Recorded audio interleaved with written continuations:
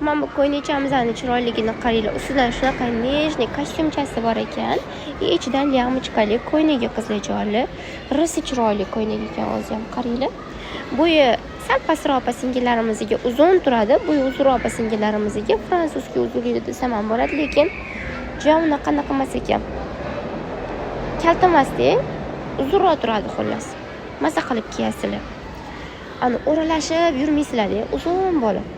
Normal turadi kiysanglar. Rasm materiali ham zo'r ekan. Menimcha Xitoyniki bo'lishi kerak bu, chunki Xitoy narsasini yaxshi ko'p bo'ladi-ku, bilasizlar, bitta ushlaganda sezasizlar. Bu yoq tarafda ham har xil chiroyli ko'ylaklarimiz bor. Darvoqe boyagi ko'ylagimizni rasvetkalar mana 190 ming so'mdan asiylar bo'lar ekan. Bejli, ivory, qora havo rang rasvetkada.